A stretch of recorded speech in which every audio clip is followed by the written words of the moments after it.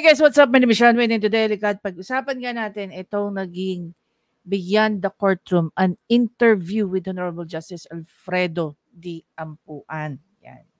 It is such an honor no, na mapabilang tayo sa mga viewers ni Kamatis Analysis Unit kanina hapon, no, together with the Justice Ampuan, at ang daming very relevant questions na ibinato kay Justice Ampuan. He was able to answer it, no, to the point na we can easily understand or grasp yung mga sinabi dito ni Justice Ampuan. So ngayon, babalikan natin at papakinggan natin yung kanyang mga kanyang natanggap na tanong, at the same time ang kanyang mga naging sagot. Now, as we all know, okay, maliban kay Justice Ampuan, meron tayong dalawang lawyer dito online. And we admire them very much. Okay. Nangunguna na dyan, of course, si Attorney Libayan, no? Si Attorney Rani Randolph Libayan, and si Attorney Claire Castro. Nakilala natin sila dahil sa kanilang mga simpleng advokasya. Yun yung tinatawag nating good governance. And mind you guys, maraming mga silent viewer na lawyers, judges, ang talagang they support good governance. The question lang is that, bakit sila nasa gilid? Bakit hindi nila tayo tulungan to fight corruption? Okay? To fight any graft and corrupt practices. So dito, may mga magaganda, again, gaya sinabi ko, may mga magagandang na itanong dito kay Justice Ampuan. So since we all know na isa sa kanyang mga advocacy is good governance. And again, going back, we also know that between Attorney Libayan and Attorney Claire Castro, yun din ang kanilang advocacy, good governance. Another question, no, na maganda rin itanong, siguro pag kami na yung nag-interview ni Panyero Mang Temyo, is ang good governance, ang pinaglalaban nating good governance, may kaakibat yan na may kaakibat yan na pag kinalaban nyo guys ang mga politiko, meron tayong tinatawag na death threat. I remember a statement coming from Senator Miriam Defensor Santiago. During her time as a prosecutor, as a judge, hanggang siya ay naging senador, she eats death threat, no, for breakfast daw. Okay? Hindi ko na ma-verbatim sa inyo, pero yun yung naalala kong sinabi niya. Ang tanong, dahil ito ang gusto rin ni Justice Ampuan, kaya mo rin po bang mag-almusal ng death threats gaya ng nararanasan ni Attorney Libayan? Di ba? Sa totoo lang, I think, tawag dito, ang mga death threats na natatanggap ni Attorney Libayan na palala ng palala, halos kulang na lang parang gamot na iniinom. Kundi man every 4 hours, every 3 times a day. Diba? So, we don't know kung hanggang saan ang gustong kung hanggang saan kayang harapin ni Justice Ampuan yung mga ganitong sabihin na lang natin setbacks kung may pinaglalaban tayong good governance. Diba? Ako nga minomonitor daw ako. Diba? Diba guys, si Attorney Libayan niya Mahirap magsalita. Anyway, tara, pakinggan natin yung interview at magre-react na lang tayo sa ibang parts. Sige po. Salta nga po. Kapul, Northern Samar po ako. I was born in Kapul, Northern Samar. It's an island between between Samar and Sorsogon. Okay po. Bali, sabihin ko lang po yung mga na-research ko sa inyo, tapos kung may correction po kayo or violent reaction, sabihin nyo lang po. Sige. Bali, kayo po yung First Court of Appeals Associate Justice from Northern Samar. Tama po ba yun? Yes, that's correct. That's correct, tayo. Bali, ang long-term na ina-advocate nyo po talaga is for good governance and social justice. Yes, that's correct. And then, naging RTC judge din po kayo sa Manila noong 2018. Yeah. But before that, Kayo, I was a Metropolitan Trial Court Judge of Quezon City for 6 years. Okay po. And before becoming a Metropolitan Trial Court Judge, I was a public prosecutor of Manila.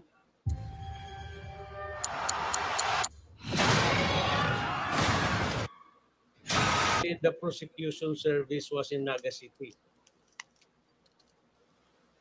Nakita ko rin po na naging PAW lawyer din po kayo. Yeah, I was a PAW lawyer in Pasay City and later on transferred to Naga City, where when I was in Naga City, BP Robredo was my office mate in the public attorney's office. Oh, kamusta po ang PAW? Kasi marami po ba kayong doon? Mahirap po ba? Hindi naman, madali naman ang PAW because actually, lahat halos ng kaso, if you are in the public attorney's office, ay mahawakan mo. Labor, dark cases, criminal cases, civil cases, and all cases pwede mo hawakan. So doon po kayo nag-start from solid puro public po talaga, no? PAW, tapos prosecutor. I was first a volunteer lawyer of the Volunteer Against Crime and Corruption. And also an associate lawyer of the Andres Law Office. And I stayed there only as a private practitioner for 3 years. And then after 3 years, because I do not know how to, hindi ako marunong sumingil sa kliyente. Sabi ko, pag nagsaservisyo puro servisyo lang kasi hindi tayo marunong sumingil Kaya sabi ko, I must join the PAW para naman mabuhay ang aking pamilya. Puro charity po. Oh, no. When I was in private practice, puro charity. And actually, sa Northern Samar, nagpa-practice din ako because I was, before I joined the prosecution service, I actually taught in the university as professor of the College of Law in the University of Eastern Philippines. And when we were professor at that time, we were allowed to practice by the president. Oh, okay. So, nag-practice din ako in Northern Samar. And while in Northern Samar practicing law, ang aming mga mga pakonsuelo ng aming mga kliyente ay mga gulay, mga manok, minsan kambing. Ano po ang sinasabi niyo sa sarili niyo kapag tapos po niyong i-present or i-represent yung isang kliyente? Pag uwi niyo, ano sinasabi niyo? At least nakatulong? Oo naman. Pag uwi natin, siyempre, actually, before accepting a case, it is necessary that we have to interview first the client. And after interviewing, we have to evaluate the case. And after evaluating the case, we will have to explain to the client the facts, the law applicable. Ano po sinasabi sa inyo ng asawa nyo? Okay lang naman, wala, puro public service So kung meron po pala, isa po pala kayo dapat na Alam mo, speaking of public service, siguro one thing lang na na-fail na hindi natin na ipatanong kay Adorable kanina, kung may interest din ba sa politics si Justice Ampuan? Awardan ng basta nakatulong, at least nakatulong award. Isa kayo doon dapat. Kasi ang ano ko Michael ang golden rule ko Although hindi ko alam kung sino ang nagsabi nito. Pero ang golden rule ko is do everything with a good heart and expect nothing in return. Okay, if we're going to compare that statement coming from Justice Ampatuan, do you really think that very principle, or maybe you can call it as a doctrine or a quotation, you can, bahala kayo kung anong gusto niyo consideration. Nakikita niyo ba na applicable yan sa ginagawa ni Raffy Tulfo sa public servant? Oh, yun po yung difference. Tama nga po naman. Yun yung kahit ako elementary pa, yun yung rule na aking sinusundan Gawin lahat, You know, gawin lahat ng mabuti at huwag mag-expect ng anuman ang mali. tama naman po yun kapag hindi ka nag-expect ng return. Pero pag nag-expect ka na, parang there's something wrong with your tulong na, no? Oh, no. May pinapatamaan ka ba dito, Mr. Machete? Or Machate? Ganun yun eh. Bale po, nagturo din po kayo sa Polytechnic University. Ano yan eh? Read between the lines pagdating kay Kayo. Bahala ka na kung gusto mo interpretation, but it is what it is. College? Yeah, actually I'm teaching now I'm teaching now practice court, but before that I was also teaching human rights law in the PUP College of Law. So yung po yan, kasi nakalagay po dito UEP College of Law, Polytechnic University College of Law and other institutions. Saan pa po yung iba? Sandali, yung UEP, if I may, Michael, UEP is the University of Eastern Philippines. Actually, it is the first state university in Eastern Visayas. And in that university, I graduated my agricultural and biosystems engineering. So I am also a licensed. Actually, my license number is only 805. Licensed agricultural and biosystems engineer. Now, so ayun po yung pre-law nyo? Pre-law. So, hindi masyadong nakikilala ang kursong ito eh. That's why probably the reason why I took up law, because yung aming profesyon as agricultural and biosystems engineer, hindi masyadong pinapansin eh. So, and take note, if only our profession as an agricultural and biosystems engineer ay bigyan ng pagkakataon at bigyan ng talaga. I think we need to do a lot of research about that, and maybe we can advocate that as well, Justice. Later, during the interview, isisingit natin to. We're gonna ask him more, but prior to that, Montemi and I will gonna do some research about it, so we can somehow, sabihin na lang natin, meron kaming little understanding rather than none. Ng tamang, di ba, budget. Hindi naman budget siguro. Or tamang pagkakataon. Sabi ko nga, kami na mga biosystems engineer ay kung bibigyan kami ng, di ba, ng i-recognize ang aming skills, wala siguro tayong problema sa La Nina at saka El Nino. You know why? Because we as an agricultural and biosystems engineer, pwede naming i-measure yung rainfall rate eh. Pwede rin naming i-measure yung evaporation rate. So we can have data for a water consumption ng mga tao, consumption ng animals, consumption ng plants. And so simple arithmetic lang siguro, we can design with the help of other professional engineers, we can design a big reservoir that will sustain the entire water needs of the entire population in 1 year. Just imagine,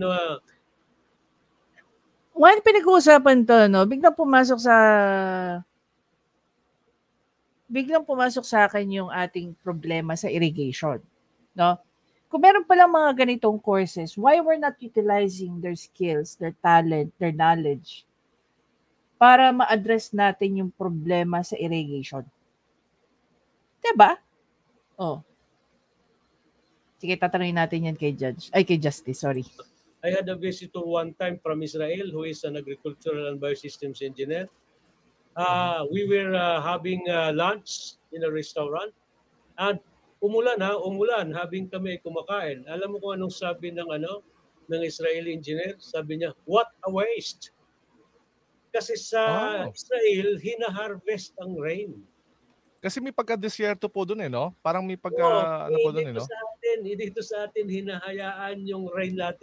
Ito guys, for the record, while we were doing some house hunting sa Davao City, marami kami nakita doon na mga properties wherein meron na silang ganyan. Hina-harvest nila ang tubig ulan.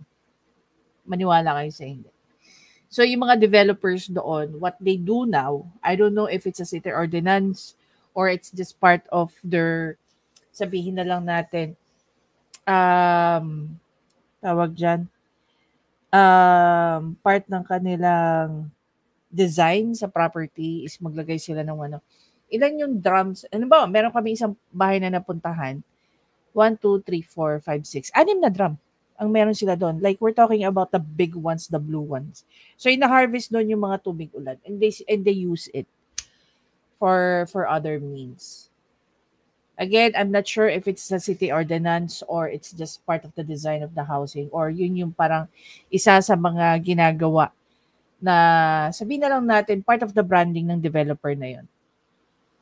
Para mas Which by the way, hindi natin nakikita yun dito sa Metro Manila. masira yung ating kapaligiran, para masira ang kabahayan, para masira ang ating mga pananim. Sa kanila, isa po yun talaga sa advocacy nyo, like environment po talaga. Yeah. At saka yung talagang magkaroon tayo, hindi lang environment. Pumapasok yung engineer spirit nyo, no? Pumapasok yung engineer spirit nyo. Magkaroon tayo na. Dito eto the way I understand, the way ko napipick up dito si Justice Ampuan, he's a guy with full of advocacy. 'Di ba? Not only about the law, but of course, yung mga bagay that speaks about his discipline. Like yung kurso niya na tinapos. I don't know kung ako lang nakapansin nun or kayo rin. Magkaroon tayo ng magandang production, agricultural production, nang sa ganon, hindi na tayo mag-i-import. Alam mo ba, Michael? I don't know if you're familiar with Secretary Manny Piñol. Okay, I think tumakbo siya noong 2022 senatorial, naging senatorial candidate siya. Pag nandoon kayo sa page niya, kung di nyo pa alam, sige, search natin, Manny.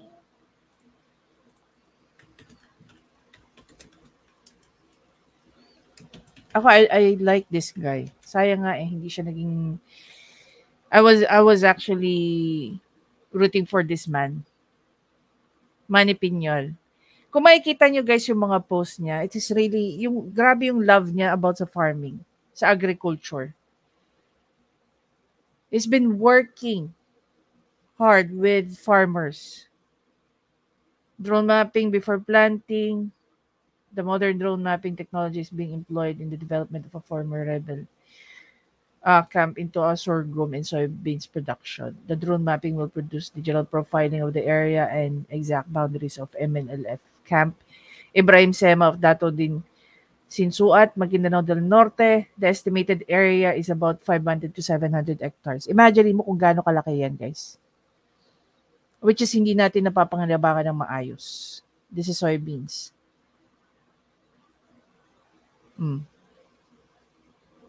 Sayang. Sana siya yung ginawang Secretary of Agriculture. Actually, dati na siyang Secretary of Agriculture. Ano sabi niya rito? Immense opportunity. BRAM Halal Meat Program targets 1.7 trillion world demand. We can start doing that here in our country. Bakit hindi natin ginagawa? Instead na ang gobyerno natin through the administration of BBM, pinag-aaralan yung mga ganitong bagay. We can start from here. 'Di ba? Kung i-involve niya ang mga kababayan natin, especially yung mga farmers na merong mga nakatiwangwang na lupain, is mapalawig ng ganito. If only BBM can work closely with the Secretary Piñol. By the way, secretary kasi siya. So, secretary siya dati ng DA. Kaya I still call him secretary out of respect. Diba? Anyway, balik tayo kay Kayo. Sana, dito tayo. Yung aming, ang mga classmates namin when we were studying in the university, mga Thai. At itong mga Thai na ito ay nag-aaral sa atin. Siyempre, mas nakakaano kami, di ba? Mas advanced siguro ang aming analytical capability. Di ba? Parang nakakapanlumo, no? Yung mga nag-aaral dito, sila yung mga nagiging successful dun sa field. Because they're studying for the purpose na merong goal ang gobyerno that their citizens want to support it. At the same time, dito sa Pilipinas, yung mga kababayan natin nag-aaral lang para maging isang dalubhasa or magkaroon ng mastery, and yet our government is not utilizing this, these skills, no, yung galing nila. Nakakalungkot. Sa kanila kasi English yung instruction eh. Sila nahihirapan mag-English, tayo naman madali lang intindihin. Pero nung nag-graduate sila, nakasabay namin, umuwi sila sa kanilang bansa, at that was the time na umunlad ang agricultural production ng Thailand. Up to the extent na nag-i-import pa tayo ng bigas galing. Yeah, that is the sad part. No? Even if, I don't know kung alam niyo to guys, but in the past, si Apo Lakay, he works closely with the IRI. Alam niyo ba ang Pilipinas, tayo nagpo-produce ng magagaling na farmers through IRI. We used to export bigas. Now tayo number 1 na importer. Yan yung naging resulta ng people power at the same time nagpa-worsen over the years. Sa kanila at iba pang mga prutas. So applied knowledge yung ginawa nila kaya natapos tayo gano'n. Naiwanan na kami. Ang important. Ano naman dyan in-enrich kasi nila. Tayo, because of politics, 'di ba? Because of politics, nag-die down na kasi kanya-kanya ng interest ang nag-play in. Something that is natuto sila sa atin. Correct. And yet, mas productive sila ngayon kaysa sa atin. So hindi ba pwedeng pag-isipan yan dapat ng mga leaders natin? Feeling ko po dito papasok yung idea ng corruption no? Most likely siguro. Kasi po, yes po. Ano po bang sa corruption na, ano po kasi may nagsabi po kayo ng lagi kong sinasabi, Michael, na ang linaw-linaw ng provision ng Article 2, Section 1 ng ating Konstitusyon, ang nakasaad dyan ay sa Declaration of Policy, ang sabi dyan ay, we are a democratic and a republican state. Sovereignty resides in the people, and all government authorities emanates from the people. And so, dapat malaman ng mga taga-gobyerno, lahat ng mga taga-gobyerno, na ang taong bayan ang kanilang boss because they are considered to be public servants. Kaya dapat magsiservisyo sila sa publiko. Hindi sila magserbisyo para sa kagalingan lamang ng kanilang mga sarili at ng kanilang mga pamilya o kaya ng kanilang mga relatives. Akala ko dapat bulsa. ang serbisyo ay para sa publiko. But do you think, Justice, na they actually see it that way? The politicians, I mean. I don't know, but it's a law, It's a law. It's the fundamental law of the land.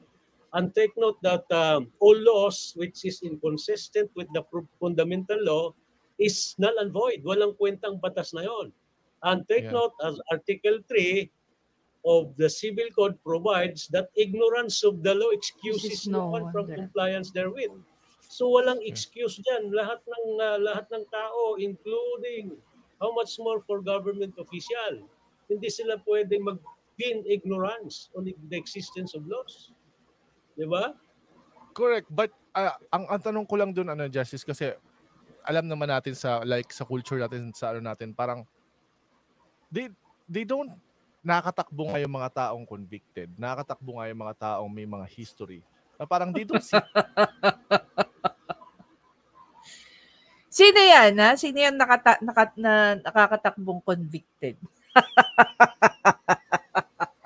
It that way. They see being a politician not for serving people but for something else. Pero yung sinabi kong provision na yon, actually dapat makarating yan sa tao because it suggests, nagsasuggest yan ng people's empowerment. Pag empowered ang mga tao diyan, siguro mapupuwersa itong mga nasa gobyerno, mga elected public official na talagang sumunod sa lahat ng nakasaad sa batas. Okay. Dito sa part na to, if I'm gonna be asking you, no, especially dun sa mga mahilig manood ng mga Senate hearing at saka ng hearing sa House of Representatives. Do you really think even with the loudest voice mape-pressure yung mga tawag dito, itong mga politiko na to? Or they'll start filing malicious or baseless cases against you. One very good example, Attorney Libayan. Hindi na tayo lalayo. We all know that.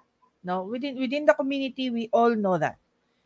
Dahil sa pakikipaglaban ni Attorney Libayan, okay, when it comes to good governance. Sa tingin nyo, yung mga tao, okay, yung mga tao may empower na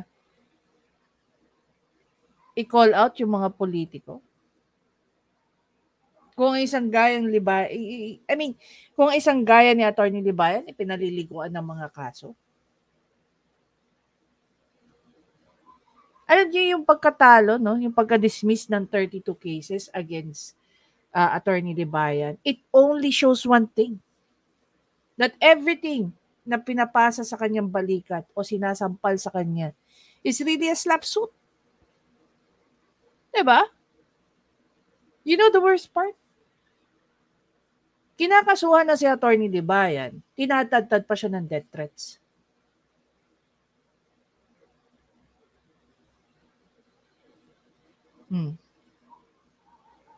Baka nga meron na isang encyclopedia si Attorney Libayan ng mga death threats maliban sa mga pinapakaso sa kanya. Alam mo, siguro siguro it's a golden opportunity for me, no, na na-expose ako sa mga ganito.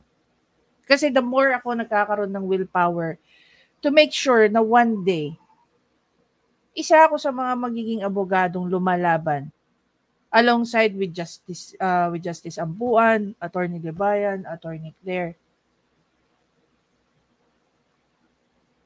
Diba? Kung gusto lang ng attention ni Attorney Libayan, he can do better than this. Kung gusto ng pera ni Attorney Libayan, hindi niya kailangan mag-vlog. Yan ang totoo. I remember sharing this with Attorney Libayan during my last meeting with him. Sabi ko, alam mo ba, Attorney Libayan, I was able to talk to one of a family friend. Okay. Sabi ko kay Attorney Libayan, alam mo, may nayayabangan sa'yo. Tapos, sabi ko sa kanya, I explained to them that yung ikaw na nakikita ng mga tao online is very different sa ikaw na nakikita namin offline. Maniwala kayo sa hindi, guys, walang pa-star complex si Attorney Libayan. Naglalakad dyan na parang normal lang na tao. Not unless somebody recognizes him and all. Sabi ko, napaka-humble na tao yan ni Attorney Libayan. Kaya sabi sa akin ng family friend, pasabi kay Attorney Libayan, I'm sorry that I misjudged him. So, pinarating ko naman yung kay Attorney Libayan. Diba?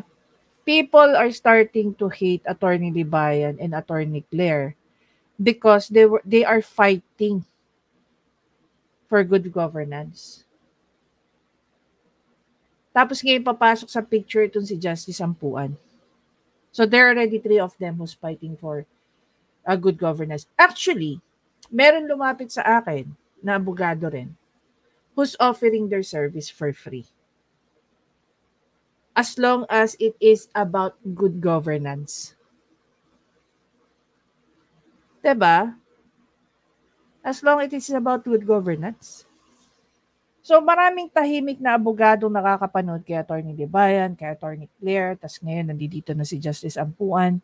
So, parami na po ng parami ang mga abogado na gusto proteksyonan ang mga tao. And not only that, sa pakikipaglaban nila sa good governance, buhay nila ang nagiging kapalit. Ulitin ko, balikan ko. Best example ko si Attorney Libayan because I know what's going on and what's happening. Diba? I think even Attorney Claire is receiving na rin, no? So, I'm not 100% sure kasi hindi naman masyadong nagkukwento si Attorney Claire, but with Attorney Libayan, may mga nasi-share siya sa amin. 'Di ba? So, pinakamalaking hamon dito para kay Justice Ampuan. Are you also willing, no, to embrace yung buhay na meron si Attorney Libayan at saka si Attorney Claire because of good governance? Because yun yung kanilang advocacy? Na every now and then, you'll be receiving death threats? Diba? Bigyan natin sila. Kasi sabi ko nga, Michael, I was once asked, bakit ba sabi nila Justice mayroon laging armed conflict at what would be the solution? Simple lang ang sagot ko dun, Michael. Ang sabi ko lang ay simple lang ang gawin natin. Sumunod lang ang lahat ng tao sa batas, especially those who are in power. Alam mo, once upon a time, somebody told me na nung undergrad pa ako, nung bagong graduate ako ng undergrad, marami nagsasabi sa akin na I'm very idealistic. Kailangan yakapin ko raw ang realidad. So, now as a law student, nandoon na naman ako dun sa part na idealistic ako. Siyempre, very bookish ako eh. So, kung ano lang nasasabi sa libro, yun lang yung kakatigan ko. Pero in practice, iba na yung nakikita ko. Based on experience sa mga nawi-witness ko, iba yung nakikita ko. Diba? Bigyan ko kayo one very good example. I remember watching this, no, isa sa live ni Attorney Libayan. Nang binabasa niya yung mga comment section tungkol dun kay Banban Mayor Alice Guo. So yung mga tao galit na galit dun sa lawyer. Alam niyo po sa ethics, ang mga lawyer hindi po pwedeng mamili yan ng kanilang mga kliyente. Bawal na bawal po yun. Kahit mamamatay yan, serial killer yan, pag lumapit yan sa'yo, hindi mo yan pwedeng tanggihan. At yung pinakamalaking trabaho ng isang abogado is depensahan ang iyong kliyente. Diba? Depensahan mo ang iyong kliyente. However, nasasabi din po sa mga canons na pag alam mong may ginagawa ng masama yung kliyente mo, obligasyon mo rin na i-report yung ginagawa niya. Ang tanong, nangyayari ba yun? Siguro.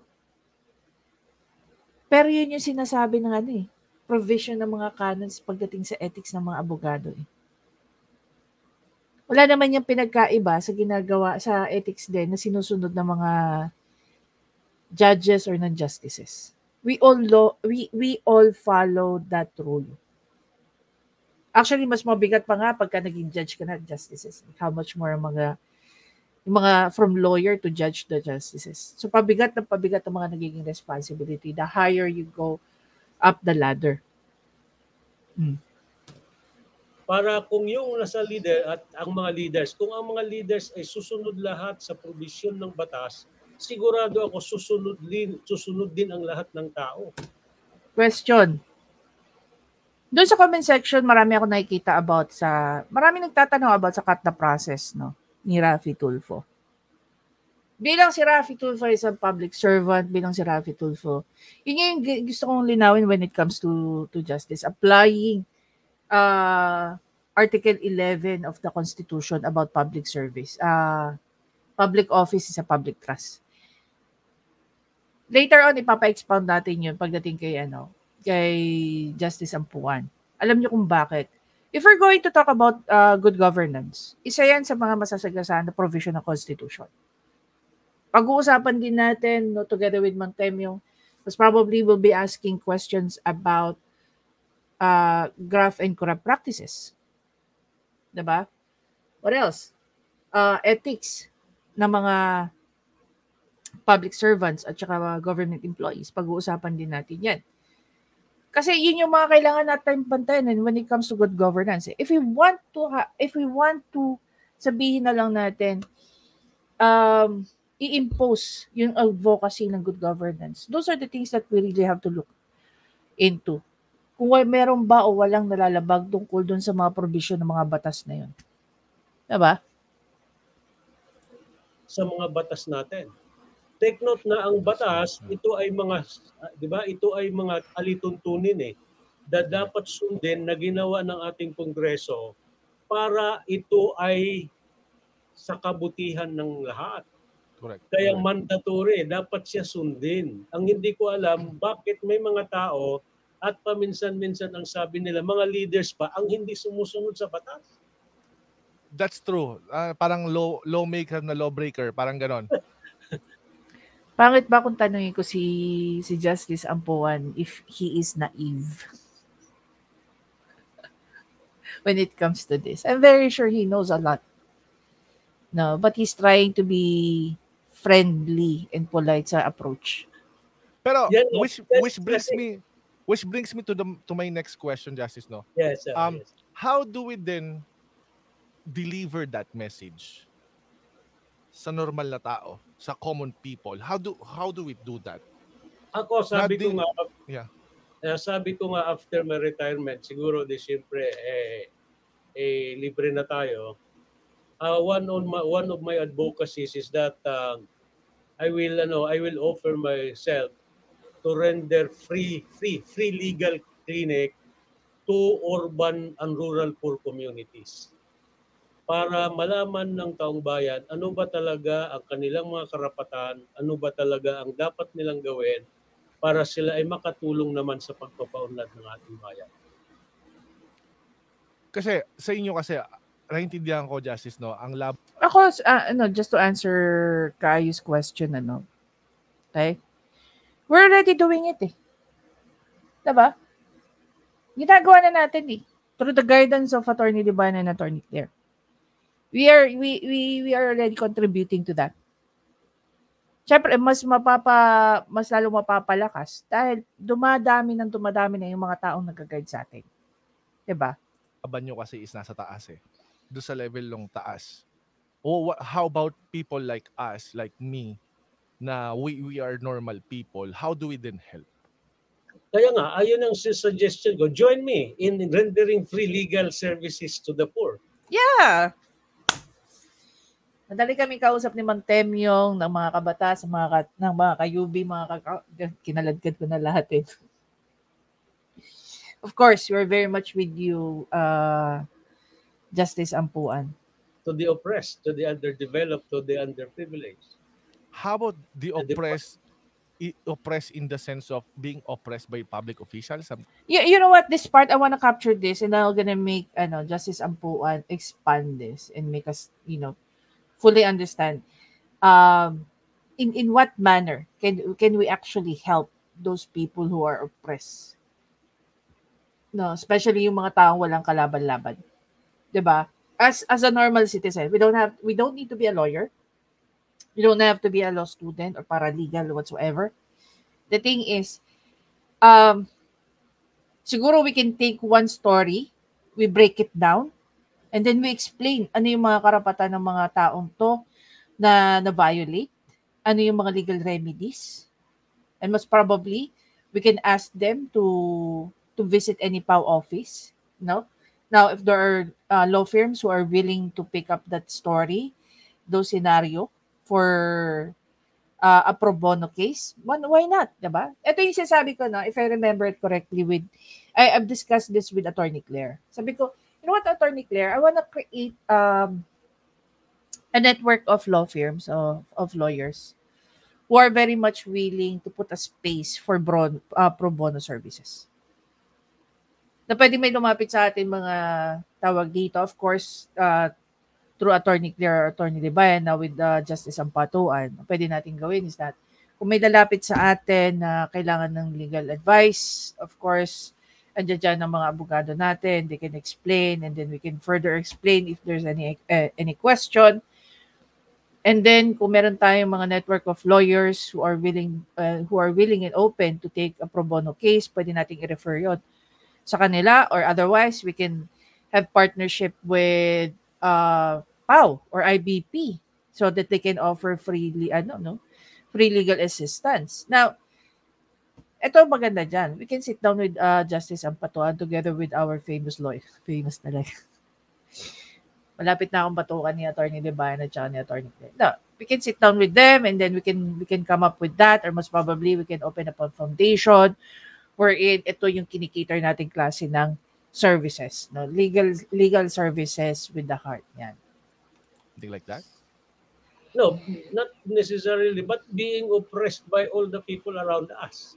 Kasi di ba, under our human rights, sa human rights, dapat irespeto lahat ng tao, ang sinumang tao, ang kanilang kapwa-tao. Yeah. Correct. Because you can only gain, di ba, real peace if there is respect. Because respect will actually, di ba, will actually be a way towards the attainment of justice. And there can I only agree, be peace if there is justice. Yes. Yes, actually the respect actually reflects justice as well, di ba? Yeah, Kasi yeah. yung equity, yung Respeto lang sa fairness, kapwa-tao eh. na parang Kaya, kaya parang in-embody suggestion, mo na rin. Yeah. kaya suggestion ko nga sana, Michael, na yung pagrespeto sa kapwa-tao ay uumpisahan na yan sa basic education pa lang. Mhm. Kaya I sabi agree. ko, kaya sabi ko, hindi naman dapat na ang dami-daming subject natin tapos pabayaan na tuloy yung mga, di ba, dati-dati nung kami mga estudyante. Siguro maganda rin incorporate maliban sa sa constitution, ma-incorporate din or ma-emphasize ang Bill of Rights sa mga estudyante. Meron kaming GMRC, good manners and right conduct. Parang wala na yan ngayon Ibabalik daw po, Justice. Ito, mayroon akong isang magandang example, Michael. Sa Australia, yung Prime Minister ay tumatawag. Okay. So, dito na tayo magsistop because merong mga part nung interviews dito na some of them we're gonna pick it up and then we're gonna be asking the same question. If not, magka-come up kami na different question, but it can be an adaptation doon sa naging tanong ni Kaayo. Just in case lang. Siguro para mas lalong ma-expound natin at mas lalong maintindihan ng mga viewers natin. Pag kami na ni Mantem yung mag-aano ng interview. Syempre, nothing very technical. We're gonna keep it as simple as it is. Yung relatable sa maraming tao because mas importante para sa amin yung time yung na mas maintindihan ng marami. No? Kasi the more na maintindihan nila yon, mas maganda. Kasi pwede rin nilang ituro yun sa iba. Tama po ba? Anyway guys, again, maraming salamat sa panonood. Kay Kaayo, congratulations, Pops, sa iyong napakagandang interview kay Justice Alfredo Ampuan. And we're hoping that before weekends, naalala ko, may mga engagement pala ako this coming weekend. So, most probably, and I'm hoping before Friday, makapag-schedule kami ng interview with Justice Ampuan. Otherwise, somewhere next week. Maybe. Let's hope. I'll see you in the next video, guys. Bye!